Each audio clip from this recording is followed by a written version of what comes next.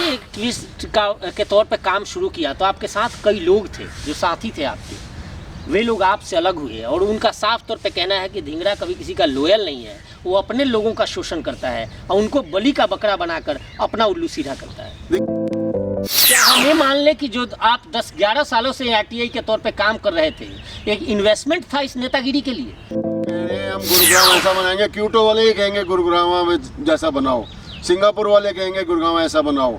हम किसी को नौकरियां देने नहीं जा रहे, हम किसी को मुफ्त बंदर बांट नहीं करने जा रहे, हम सिर्फ ये कह रहे हैं कि गुरुग्राम का जो पैसा है गुरुग्राम में लगे। हम एक और लोग कहते हैं आपके बारे में कि आपने इतने सारे केसेस तो डाल दिए, सब कुछ कर दिया, लेकिन एक भी केस अंजाम तक नहीं पहुंचा।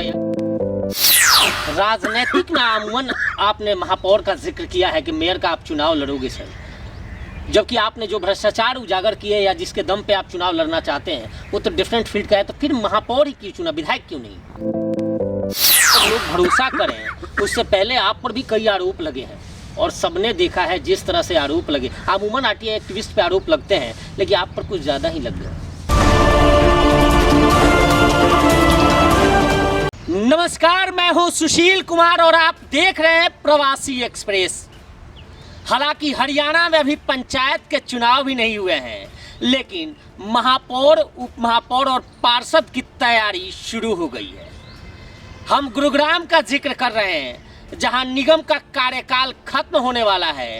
हालांकि चुनाव की सुगबुगाहट सरकारी तंत्र ने शुरू नहीं किया, लेकिन नेता तैयार है लड़ने के लिए। आज इसी क्रम में हम पहुंचे हैं गुरुग्राम के एक आरटीआई एक्टिविस्ट के यहाँ, जिन्होंने निर्दलीय के तौर पे महापौर की तैयारी शुरू कर दी और ताल ठोक दिया है। आइए सबसे पहले इन्हीं से शुरुआत करते हैं। सर, प्रवासी एक्सप्रेस में आपका बहुत स्वागत है। बहुत बहुत नमस्कार, आपका धन्यवाद जो आपने मुझे मौका दिया अपनी बात कहने का, मैं आपका आभारी हूँ। सर, आप इंडस्ट्रियलिस्ट रह लिए, गुरुग्राम के डीएलएफ जैसे इलाके में हैं, आरटीआई एक्टिविस्ट रह लिए और अब नेता की तैयारी, ये क्या खेल समझ में नहीं आ रहा? देखिए, हमने नज़दीक से 10-11 साल में जो हमने कार्य किए मैंने आपको बताए। हमने पीआईएल डाली, हमने आरटीआई से बहुत सारे स्कैम ढूंढे, लगभग 70,000 करोड़ के हमने चिन्हित करे, जिस पर रिकवरी शुरू हो चुकी है। अब जब हमने ये सब देखा तो एक भारी करप्शन सा देखा हमने एमसीजी में, म्यूनसिपल कॉरपोरेशन ऑफ गुरुग्राम में। तो हमने कहा इसको ठीक करने के लिए यहाँ आना पड़ेगा। तभी हमने इसमें सोचा कि हम इसको बीच में उतरेंगे और इस गंदगी को उतर के साफ करेंगे, बाहर से सिर्फ उपदेश देने से काम नहीं चलेगा। तो क्या हम ये मान लें कि जो आप 10-11 सालों से आरटीआई के तौर पे काम कर रहे थे, एक इन्वेस्टमेंट था इस नेतागिरी के लिए? जी नहीं, बिल्कुल नहीं। मैंने तो नेतागिरी करनी ही नहीं है। हम तो एक तरह से सेवक के रूप में आए हैं और कहने को ये क्रिच लगता है कि सेवक हैं। हम जो कार्य करने जा रहे हैं वो एक मिसाल होगा। हम ये दिखाने जा रहे हैं कि सिर्फ पैसे के लिए भी राजनीति नहीं होती, सिर्फ पोजीशन के लिए राजनीति नहीं होती। राजनीति अगर होती है तो जनता की सेवा के लिए भी होती है। आपको हैरानी होगी कि एमसीजी में आज की डेट में कम से कम 2 लाख करोड़ की ज़मीन पे अवैध कब्जे हैं। 2 लाख करोड़ बहुत पैसा होता है। हम उस सारे कब्जों को वापस लाएंगे, गुड़गांव को गुड़गांव बनाएंगे और ऐसा गुरुग्राम बनाएंगे कि जो आइडियल होगा यहाँ के लिए नहीं। लोग कहते हैं कि क्योटो जाओ, सिंगापुर जाओ, हम कह रहे हैं हम गुरुग्राम ऐसा बनाएंगे, क्योटो वाले ही कहेंगे गुरुग्राम में जैसा बनाओ, सिंगापुर वाले कहेंगे गुरुग्राम ऐसा बनाओ। हम किसी को नौकरियां देने नहीं जा रहे, हम किसी को मुफ्त बंदर बांट नहीं करने जा रहे, हम सिर्फ ये कह रहे हैं कि गुरुग्राम का जो पैसा है गुरुग्राम में लगे। हम इतने सिंप्लीफिकेशन लाएंगे कि आपको एमसीजी दफ्तर जाने की ज़रूरत ही नहीं पड़ेगी, चाहे वो डेथ सर्टिफिकेट हो, चाहे वो बर्थ सर्टिफिकेट हो, चाहे वो आपकी कोई वैक्सीनेशन हो या कुछ भी हो, वो आपके द्वार पे होगा। आपकी सरकार आपके द्वार। धिंगरा साहब, पहले भी मैंने आपका इंटरव्यू किया है और अभी आपका जो लहजा मैं देख रहा हूँ, कंप्लीट वही रटाया जवाब। चूँकि मैं भी 14-15 साल से पत्रकारिता कर रहा हूँ, जो नेता जिस तरह से बोलते हैं कि हम ये कर देंगे वो कर देंगे, सेम वही वायदे आप भी कुछ कर रहे हो। सुनील जी, आप हमें जानते हैं, आपने देखा हमने जो कहा है हमने करा है। चाहे वो नरबीर सिंह की डिग्री के बारे में हो जिसको हम हाईकोर्ट तक ले गए, चाहे वो अरावली में कंस्ट्रक्शन रोकने के बारे में हो, चाहे किसी पेट्रोल पंप का अवैध कब्जा हो, चाहे किसी भ्रष्ट नेता ने जो जाली वोट बनाए हों, चाहे किसी ने कुछ भी किया हो, हमने उसको अंजाम तक पहुंचाया है। बीच में हमने कुछ नहीं छोड़ा है। हम कुछ वायदा ही नहीं कर रहे। ना हम कह रहे हैं हम नौकरियां देंगे, ना हम कह रहे हैं हम फ्री में कुछ देंगे। हम तो ये कह रहे हैं गुरुग्राम का पैसा गुरुग्राम में लगाएंगे। हम ना 1 रुपया लेने आए हैं, ना कोई मकान लेने आए हैं, ना कोई गाड़ी लेने आए हैं। हम ये जो लड़ने जा रहे हैं ये गुरुग्राम की जनता के लिए लड़ने जा रहे हैं।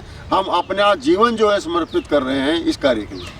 एक इससे पहले जो गुरुग्राम का पैसा गुरुग्राम में लगे, एक और नाम नहीं लूँगा, आज केंद्र में राज्य मंत्री हैं, उन्होंने भी बहुत ज़ोर शोर से मामला उठाया था और GMDA की उन्होंने गठन भी करवाया। उसके बाद एक मंत्री भी गुरुग्राम से हुए। उन्होंने भी शुरुआत में, मैंने जब 2014 में उनसे बात की थी, जीतने के बाद उन्होंने यही कहा कि गुरुग्राम का पैसा गुरुग्राम में लगेगा।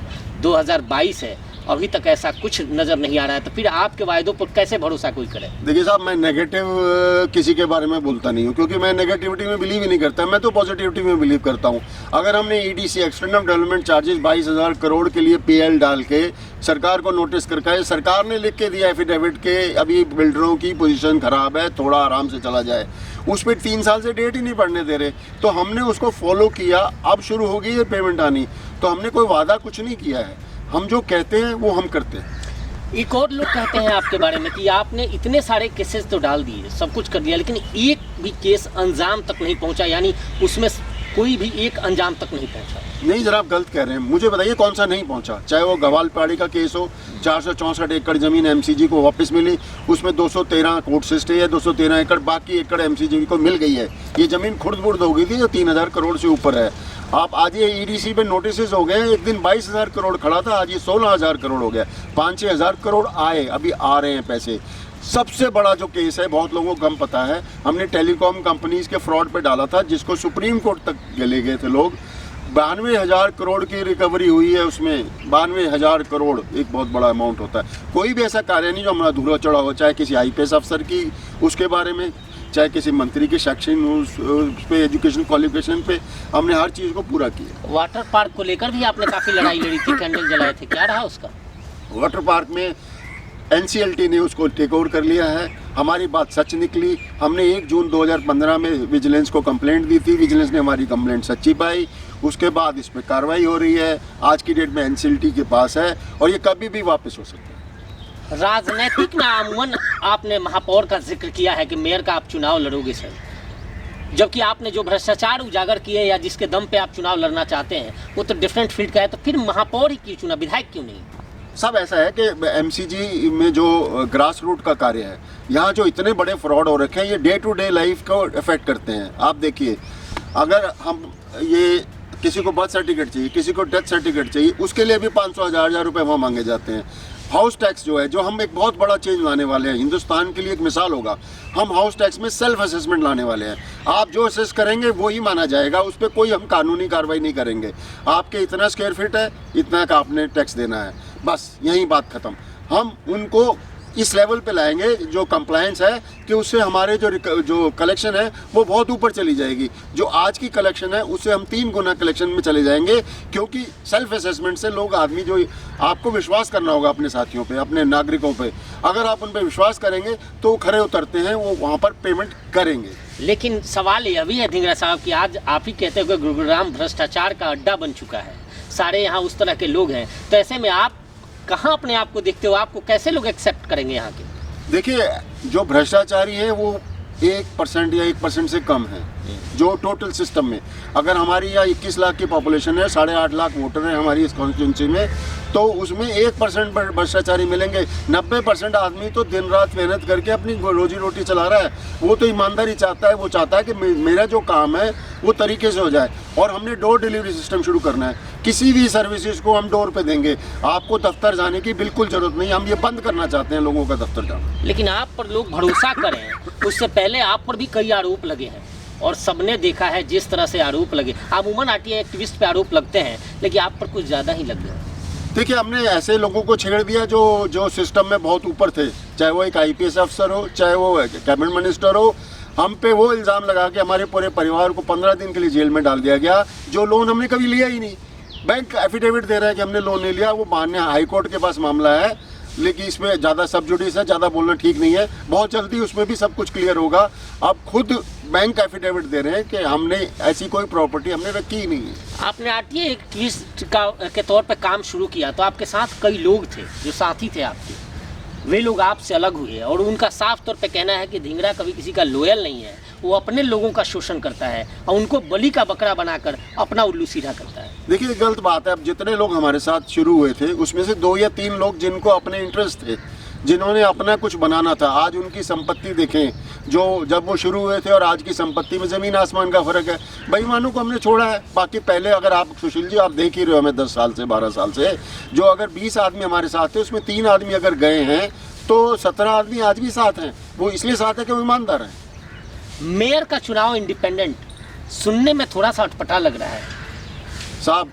जब हम आरटीआई में आए थे लोग कहते थे बेकार की बात है, 10 रुपये का स्टैंप लगा के और आप सिर्फ वो कर सकते हो। हमने आरटीआई से बिना कोई पावर होते हुए इतना कुछ कर दिया। 70,000 करोड़ रुपए के स्कैम हमने खोल दिए। बहुत सारे एमएलए घर बैठ गए। बहुत सारी बातें ऐसी हो गई कि जिससे लोगों को फ़ायदा हुआ। सिस्टम में सुधार आया, लोग ऑनलाइन आए। अब बताइए अगर हम बिना पावर के सब कर सके, अगर पावर मिल गई तो हम क्या कर सकते हैं, ये आप सोच सकते हैं। एक लोग यह भी कह रहे हैं कि आपका पैतृक आवास जहां है वहां से एक बड़े नेता हैं, उनका आशीर्वाद आपको प्राप्त है और वही चाह रहे हैं कि आप ये चुनाव लड़ें, उनके उस पर आप चुनाव लड़ रहे हैं। नहीं, ऐसा कुछ नहीं है। ये लोगों के कयास हैं। हमारे साथ सबके साथ संबंध अच्छे हैं। माननीय मुख्यमंत्री से हमारे भाई जैसे बात है चाहे, लेकिन हमारे सैद्धांतिक डिफरेंसेस हैं, उसमें ऐसी कोई बात नहीं। आदर्श किसको मानते हैं राजनीति में? मैं नरेंद्र मोदी को भी मानता हूँ, मैं सोनिया गांधी को भी मानता हूँ। मेरे लिए तो ये सब बड़े टॉल लीडर्स हैं। मैं किसी को इस बात पे डिफरेंशिएट नहीं करना। नहीं, कहीं ना कहीं ये तो होगा कि कुछ देखने के बाद आदमी प्लानिंग करता है कि नहीं हमें भी आगे जाना है, हमें भी राजनीति करनी है, तो कोई एक तो आइडियल होता है। मेरा आदर्श सरदार भगत सिंह है, मदन लाल धिंगड़ा है, मेरे जो परदादा थे, मेरे आदर्श वो। अगर आप इंडिपेंडेंट के अलावा कोई पार्टी आपको टिकट देती है तो उस दिशा में क्या कुछ होगा? देखिए उसमें मैं अकेला कौन होता हूँ। ये जो मैंने लड़ने का फैसला किया है, मैं अकेला कुछ नहीं हूँ इसमें साथी लोगों का ये विचार है, साथी लोगों का डिसीजन है। अगर वैसा जैसा लोग साथी लोग कहेंगे, हम 1 मई को नटराज ग्रीन में मिल रहे हैं, कम से कम वहाँ 500-700 साथी मिल के बात करेंगे, देखेंगे हम आगे क्या कर सकते हैं। फिलहाल हमारा ये है कि अगर हम किसी पार्टी में जाते हैं तो हमें उसकी आइडियोलॉजी को अपनाना होता है। अभी हम इस बारे में कोई फैसला ले नहीं पाए, लेकिन हम इंडिपेंडेंट चुनाव लड़ रहे हैं। हम अपनी बात कह रहे हैं, हम भ्रष्टाचार खत्म करने की बात कर रहे हैं। हम कह रहे हैं कि डोर डिलीवरी होगी। हम कह रहे हैं कि जो हम गुड़गांवा बनाने जा रहे हैं वो देश को ही नहीं पूरे वर्ल्ड के लिए एक मिसाल होगा कि जाइए देखिए गुड़गांवा बना दीजिए। इजराइल का आदमी कहेगा गुड़गांवा बना दो, जापान का आदमी कहेगा हमारा शहर गुड़गांवा जैसे बना दो। हम उस लेवल पे जाना चाहते हैं। बिल्कुल। ये हरेंद्र ढींगरा है, आरटीआई एक्टिविस्ट हैं, जिन्होंने इस करप्शन को खोलने की कोशिश की और करप्शन खोलते खोलते कई आरोप इन पे भी लग गए थे। हालांकि अब इन्होंने ताल ठोका है महापौर के लिए यानी मेयर के लिए इंडिपेंडेंट के तौर पे। हालांकि इन्होंने यह भी साफ किया है कि अगर कोई साफ सुथरी पार्टी इनको अपना कैंडिडेट बनाती है, इन पर अपनी आस्था जताती है, तो निश्चित तौर पे अपनी कमेटी और अपने लोगों से निर्णय के बाद उस पर ही फैसला ले सकते हैं। लेकिन फिलहाल इंडिपेंडेंट के तौर पे करप्शन के खिलाफ लड़ाई में इन्होंने अपना पैर जमाया है और देखना है कि कितना सफल होते हैं। फिलहाल इस पेशकश में इतना ही। देखते रहिए प्रवासी एक्सप्रेस।